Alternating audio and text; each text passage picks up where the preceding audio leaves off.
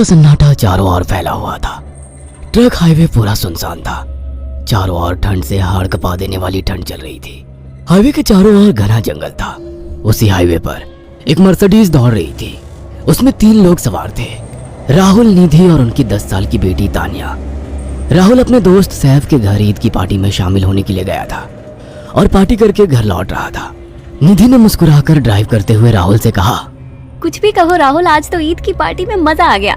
हाँ, मेरा दोस्त बहुत ही बिंदास और हंसी मजाक करने वाला व्यक्ति है। मैंने देखा उसके घर पर शहर की एक से एक बड़ी हस्ती थी, मगर फिर भी वो उन सबको इग्नोर करके हमें इम्पोर्टेंस दे रहा था। हाँ, देगा क्यों नहीं, आखिर मेरा दोस्त जो है। सच में राहुल, अमेरिका से इंडिया लौटकर बहुत अच्छा फील हो रहा है। वैसे तुम्हारा दोस्त सचिन अभी तक नहीं आया अमेरिका से? निधि की बात सुनकर राहुल चौंक कर बोला, ओह शिट यार, उसका फोन आया था कि वो इंडिया आ रहा है। उसने बोला था कि मुझे एयरपोर्ट पर पिक कर ले। निधि बहुत नाराज होगा वो।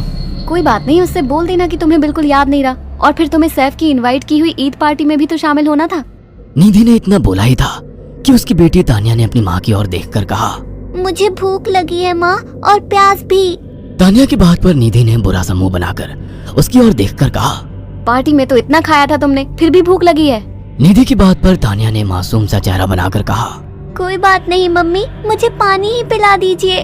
कितनी बार बोला है मुझे मम्मी मत बोला करो। पानी अभी नहीं है, आगे जाकर कोई शॉप पड़ेगी तो बोतल खरीद के दे दूंगी।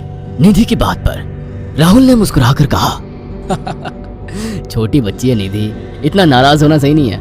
राहुल ने इतना कहा ही था कि अचानक एक काली परछाई राहुल की कार के सामने आकर खड़ी हो गई। राहुल के पैर अचानक ब्रेक पर पड़ गए।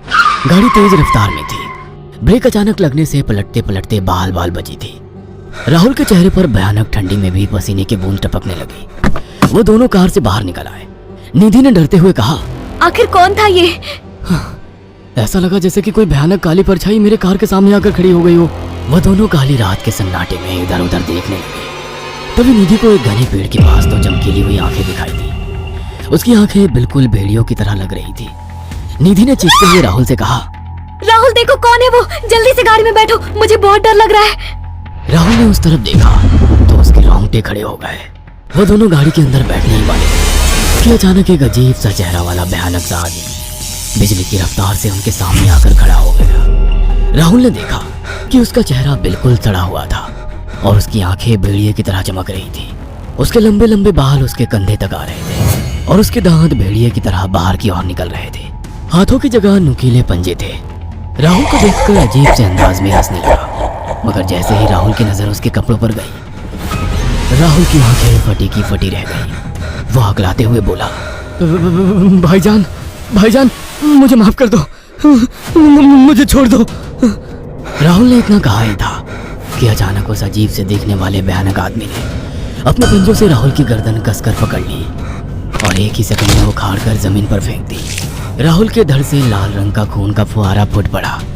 इस भयानक मंजर को देखकर निधि के गले से एक जोरदार चीख निकल गई। निधि इससे पहले भागती कि अचानक उस भयानक दिखने वाले आदमी ने निधि को पकड़ लिया और अपने नुकीले पंजे उसके पेट में गड़ा दिए और उसकी अतड़ियां बाहर निकाल दी। निधि की एक दिल दहला देने वाली चीख सन्नाटे को चीर गई। अचानक हवा का एक बवंडर उठा और वो भयानक सा दिखने वाला व्यक्ति देखते ही देखते बवंडर के साथ गायब हो गया। तानिया ने डरते डरते निधि के मोबाइल से पुलिस और सैफ को बुला लिया और कुछ ही देर में वहां चारों ओर पुलिस की गाड़ियां थी। पुलिस ने राहुल के दोनों दोस्त सैफ और सचिन को वहीं बुला लिया। इंस्पेक्टर अर्जुन ने दोनों से कहा, मैंने ऐसी हत्याएं अपने करियर में कभी पहले नहीं देखी। ये काम तो ना किसी जानवर का लगता है, ना ही किसी इंसान का। सचिन कपकपाती हुई आवाज में बोला, आप कहना क्या चाहते हैं? कुछ कह नहीं सकता। जिस किसी ने भी इन दोनों को मारा है उससे एक बात तो साबित होती है कि वो इन दोनों से हद से ज्यादा नफरत करता था। अब सारी सच्चाई तो ये बच्ची ही बता सकती है। इतना बोलकर इंस्पेक्टर अर्जुन तानिया के पास चला गया, जो बेहद डरी हुई थी। तानिया ने आंखों देखी सारी घटना इंस्पेक्टर अर्जुन को बता दी। तानिया की बात सुनकर इंस्पेक्टर अर्जुन कंफ्यूज चेहरा लेकर मोबाइल पर किसी से बात करने लगे। सचिन इंस्पेक्टर के पास आ गया और सैफ भी डरता हुआ इंस्पेक्टर अर्जुन के पास आकर बोला, क्या हुआ इंस्पेक्टर? तानिया ने क्या बताया? उसने जो बताया वो काबिले यकीन नहीं है। उसकी बात पर किसी भी तरह से यकीन नहीं किया जा सकता। फिर भी कुछ तो बताया इंस्पेक्टर।